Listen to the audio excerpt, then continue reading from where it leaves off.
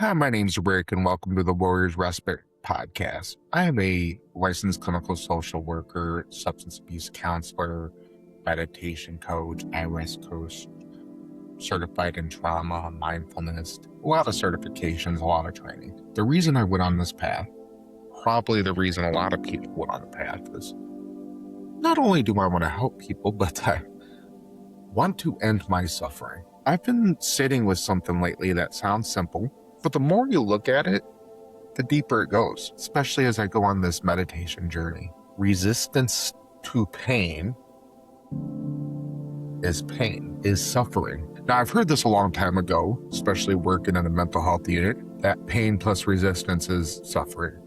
Pain plus non-acceptance is suffering. It's not just an idea, it's something you can feel in your body. As you become more aware of what's going on in the body, you become more aware of the resistance that's happening. Now, as far as iRest goes, I've been doing this for 2 years now. First heard about it 6 years ago, maybe 7. Been doing yoga since 2010, social worker since 2016, been in mental health since 2009. It's taken a lot for all this to really come together and resonate. Every time I learn something new, I get aha moments, but life is up and down. When I get the aha moment, it feels good for a bit, then I reach a low point. I suffer. People tend to run away from pain, but if you run away from pain, you don't know what the body needs. If you work on slowing down and paying attention and becoming more aware and mindful of it, pain isn't just pain. Suffering isn't just suffering. There's a layer underneath it. Sometimes I'm bracing. I noticed a long time ago with all the trauma I've had, I was walking around like this with my jaw tied all the time. I was literally walking around like that everywhere. And I realized when I was a kid, someone threw us, or I got hit with a softball. But right before I got hit with the softball, I clenched. I shrugged my shoulders. But if you notice with pain, whether it be emotional or physical, you tend to be bracing like that, like you're about to get hit with a softball. Just a tightening, a holding, maybe a subtle contraction. It's like the body is trying to protect you from something. When we're talking about emotional pain, it's like the body's trying to protect you from something externally, even though the pain is internal. And when I stay with the bracing, it starts to feel less like a muscle and more like an emotion. The body is holding fear, protecting vulnerability, shame, something unfinished. It's not just there's pain, it becomes a sensation, bracing, an emotional charge. It's all happening together. Yoga philosophy has models that maps this reality well. One model I like to use is the Koshas. They're layers of your experience. Other people might use Ayurvedic doshas. Not to say I don't look at that, but the koshas seem to be a well-rounded dimensions of our wellness. If you ever looked into health studies, health sciences, there's what's called the dimensions of wellness. The ancients did this a long time ago called the koshas. There's a physical body layer. That's a sensation. I'm not going to get too technical about the language. It's just basic stuff. There's the breathing, the energetic layer, flow, tension, patterns. It's where bracing lives. There's an emotional layer, what it feels like, what it means. What becomes clear is the emotion isn't separate from the bracing. It's being held by it. And there's other layers, wisdom and bliss, pure joy. And then let's talk about awareness. It's a part of us that goes unnoticed, but it's the most important part. It's the part that does the noticing. How much time do you take a step back and notice that there is noticing? And this is what practices like iRest and meditations teach. So noticing that there is pain. Pain is an awareness, but as you become more mindful of the pain and study it in awareness, you notice there is bracing. You notice there's emotion, and I'm aware of it. At first, it feels like I am the one noticing, and that's important because it creates space. It helps the nervous system settle and lets you feel without being overwhelmed. You keep going. Something subtle starts to shift. The pain happening, bracing happening, emotion happening, and thoughts. I am experiencing this. I don't want to feel this. It's just happening. What we want to start with, if everything is happening, who is the I? Who is I? So this is where we're talking about non-dual insight. If I take off the label I, there is just noticing and awareness.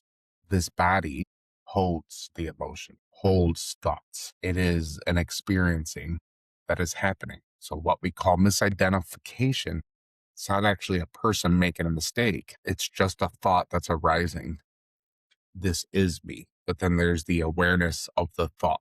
Misidentify from the thought. There is the awareness and there is the thought. When I say I am stupid or you are stupid, identification happens with the thought. If I say I am anxious, I am depressed, identification happens with it rather than just anxiety is an awareness. Depression is an awareness. Notice how I don't say my awareness. It's just in awareness because the my and I are concepts, created concepts to help identify. So we are misidentifying. So let's say there's a character in a movie. The character saying this is happening to me. But it's all just a movie. And then there is the screen. When the movie leaves, the screen is undamaged. The thought is the movie. Awareness is the screen. When the thought leaves, awareness is undamaged. When the emotion leaves, when the sensation leaves, awareness is undamaged. And this connects back to the body. When you feel the bracing, it can feel like this is me. This is the core of it. If you stay with it, you might notice it's not solid. It's moving. It's changing. It's pulsing. It is just a sensation arising in awareness, sometimes without trying to change anything. There's a sense of space, like everything, pain, bracing, emotions, thoughts, sensations. It's being held in something bigger, the body. This is described in yoga as deeper layers of experiencing. But eventually, those layers start to dissolve.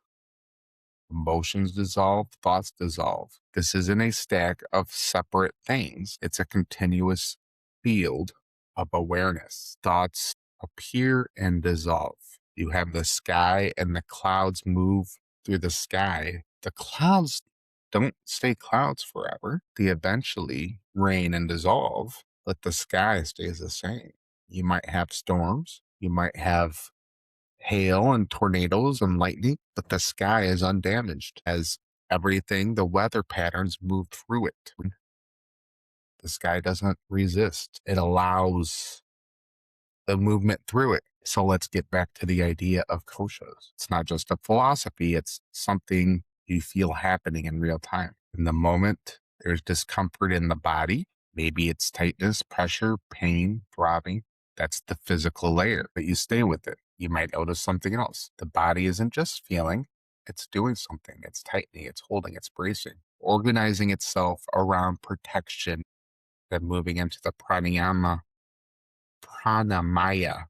tosha, pranayama, energy body. This is really important because most people think they're feeling pain, but what they're actually feeling is the body's response to pain.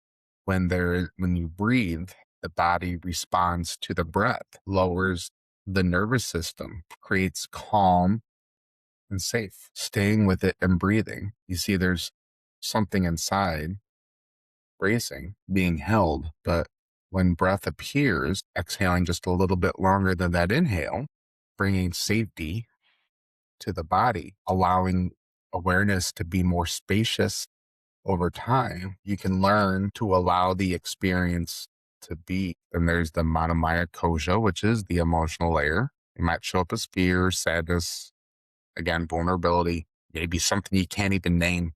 And you don't need to name it. These aren't separate. It's not body, energy, and emotion. It's all happening at once. The body tightens, energy contracts, motion is held all in one movement. Instead of getting lost at it, begin to notice it. You feel sensation, producing emotion, something, and you recognize this is being experienced. Watch the movie, be the screen, watch the movie. This thought of this is being experienced, this is the Vijnanamaya kosha. I probably pronounced that wrong because I'm American. It's the knowing, the witnessing, it's the thoughts of all of this is appearing. And it show up as I am the one feeling it, or I am the one noticing this. Stay with the thought. If you don't rush past it, something even more subtly happens. Spaciousness.